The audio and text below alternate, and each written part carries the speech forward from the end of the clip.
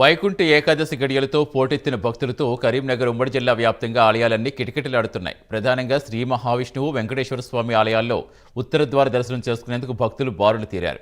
ఈ నేపథ్యంలో పురాతన శ్రీ వెంకటేశ్వర స్వామి ఆలయం వద్ద భక్తుల సందడి, ముక్కోటి ఏకాదశి సంబంధించిన తాజా పరిస్థితి మా కరెస్పాండెంట్ మధుకర్ అందిస్తారు. ఏకాదశి సందర్భంగా ప్రపంచవ్యాప్తంగా భక్తులంతా కూడా శ్రీ మహావిష్ణు ఆశీర్వాదం కోసం పర్యటిస్తున్న పరిస్థితి.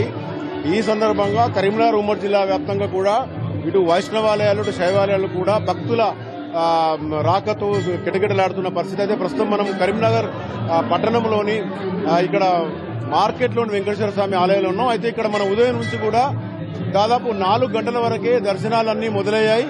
పూర్తిగా దీనికి సంబంధించి అన్ని అరేంజ్మెంట్స్ కూడా జరిపాయి. అయితే ఎన్నడూ లేని విధంగా వేల మంది భక్తులు ఇక్కడ పోటెత్తడంతో ఇక్కడ చాలా పెద్ద రష్ కనబడుతున్న పరిస్థితి మనం ఇక్కడ చూడొచ్చు.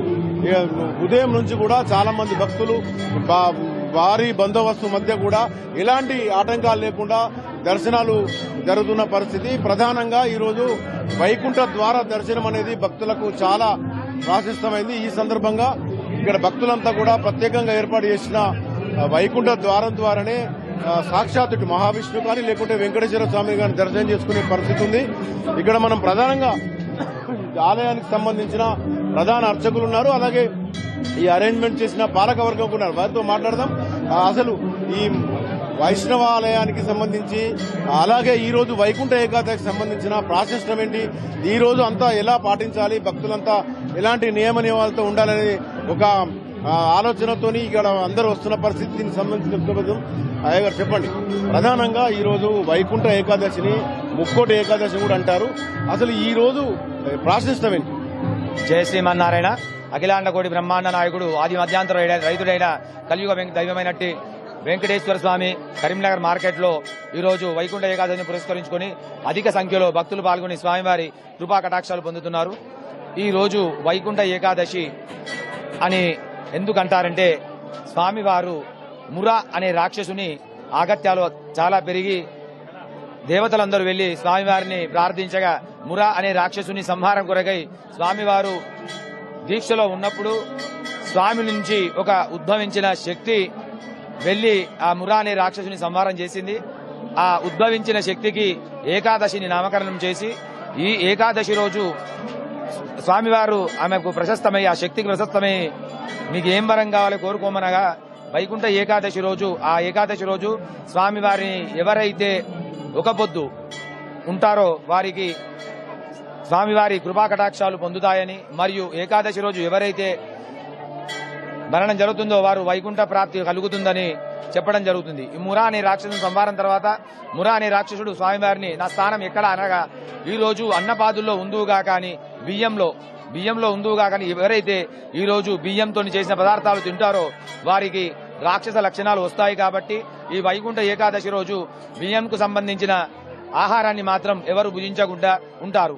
ఈ వైకుంఠ ఏకాదశి రోజు ఎవరైతే ఉపాసం ఉంటారో సంవత్సరం పొడుగున ఉన్న ఏకాదశిలో ఒక పొద్దు ఉన్నంత పుణ్యం ఉంటుంది. ఈ మామూలుగా సంవత్సరానికి 12 ఏకాదశులు అంటారు. ఈ రోజు ప్రాశస్త్యానికి సంబంధించి ఈ వైకుంఠ ఏకాదశిని ముక్కోటి ఏకాదశి కూడా పిలుస్తారు. ఉత్తర ద్వార దర్శనం గుండా ముక్కోటి దేవతలు స్వామివారిని దర్శించుకుని గరుడ వాహనం పైన ఈ రోజు స్వామివారు భూలోకానికి వస్తారు. కాబట్టి ఈ వైకుంఠ ఏకాదశికి అంత ప్రాశస్త్యం ఉన్నది. అంటే నిన్న కూడా ఏకాదశి అన్నారు, ఈ రోజు ఏకాదశి, ఈ రెండింటికి తేడా అయింది. నిన్న ఏకాదశి అన్నారు, ఇవాళ ఏకాదశి అన్నారు. స్మార్థులకి నిన్న ఏకాదశి, వైష్ణవులకి ఈ రోజు ఏకాదశి. వైష్ణవులకి ఉదయాత్ పూర్వం సూర్యోదయంకు ముందు ఏదైతే ఉంటుందో అది ఒక్క క్షణం ఉన్నా గానీ ఆ రోజును మేము పూర్తిగా అదే తిథిని కౌంట్ చేస్తాం. కాబట్టి ఈ రోజు వైష్ణవులకు ప్రత్యేకంగా ఏకాదశిగా చెప్పబడుతుంది. మొత్తంగా ఈ రోజు ఇంత పబ్లిక్ ఎందుకు వచ్చారు? ఇంత చాలా మంది అంటే ఎప్పుడైనా ఉంటారు మామూలుగా, ఈ రోజు ఇంత పెద్ద ఎత్తున రావడానికి ఓన్లీ ముక్కోటి ఏకాదశికి ప్రత్యేకత ఉంది. ఈ ముక్కోటి ఏకాదశి శనివారంతో కూడుకుంది కాబట్టి ఇంత ప్రజలు దర్శనానికి రావడం జరిగింది. మీరు చెప్పండి, అరేంజ్మెంట్స్ ఎలా ఉన్నాయి? ఈ పాలకవర్గానికి సంబంధించి ఇంత భారీ ఎత్తున వస్తున్న భక్తులకు సంబంధించి చాలా మంది వస్తున్న సందర్భంగా ఈ రోజు ఎప్పటి వరకు రష్ ఉంటుంది అనుకుంటారు? ఏమేమి అరేంజ్మెంట్ జరిగింది? ఓం నమో వెంకటేశయ్య. ఈరోజు శనివారం కూడుకున్న ముక్కోటి ఏకాదశి వస్తుందని అనుకుని మొదలే పబ్లిక్ ఎక్కువ ఉంటుందని చెప్పి దాని తగ్గట్టు మేము అరేంజ్మెంట్ చేసుకున్నాము. వచ్చిన భక్తులు అందరికీ ధర్మ దర్శనము మరియు ప్రత్యేక దర్శనము 2 లైన్లు ఏర్పాటు చేయడం జరిగింది.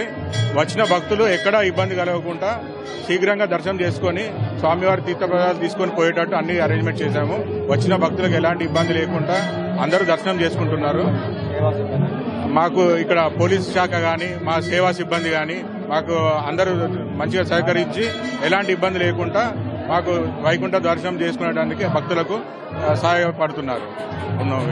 ఇది మొత్తంగా చూసుకుంటే వైకుంఠ ఏకాదశి ప్రధానంగా ఉదయం నుంచే దర్శనాలు ఉండడం చేత దాదాపు 3 గంటల ప్రాంతం నుంచే ఇక్కడ భక్తులు రావడం జరిగింది. దర్శనానికి మాత్రం 4 గంటల నుంచి దర్శనానికి అవకాశం ఇవ్వడం జరిగింది. ఈ సందర్భంగా ఇప్పటికే ఆలయ పాలక వర్గం కానీ ఇంకా రెవెన్యూ సిబ్బంది, ఇటు పోలీస్ సిబ్బంది, ఆలయ సిబ్బంది వీళ్ళంతా కూడా పూర్తి స్థాయిలో ప్రజలకు ఎలాంటి వస్తున్న భక్తులకు ఎలాంటి ఇబ్బంది కలగకుండా అన్ని ఏర్పాటు చేస్తామని చెప్తున్నారు. ప్రధానంగా నిన్నటి నుంచి కూడా ముక్కోటి ఏకాదశి సంబంధించి కూడా ఈ పూజలు కొనసాగుతున్నాయి. ఈ రోజు మాత్రం వైష్ణవ సాంప్రదాయానికి సంబంధించి ముక్కోటి ఏకాదశి సంబంధించిన పూజలు పునస్కారాలు కొనసాగుతున్న సందర్భం. మరోవైపు ఈ రోజు చాలా ప్రాశస్తమైన రోజుగా చెప్తున్న పరిస్థితి. అందరూ కూడా ఈ రోజు ఉపవాసంతో ఉండి ప్రధానంగా బియ్యానికి సంబంధించిన పదార్థాలు ఏమీ తినకూడదు. మిగతా పదార్థాలను చూసి ఒక్కపొద్దుతో ఉంటే ఈ రోజు చాలా మహావిష్ణు యొక్క ఆశీర్వాదం ఉంటుందని చెప్పిన పరిస్థితి. ఇది ప్రస్తుతం కరీంనగర్ లో వెంకటేశ్వర ఆలయంలో ఉన్న పరిస్థితి. కెమెరా పర్సన్ మైదర్తో Madhukar Reddy, prime line news, Karimnagar.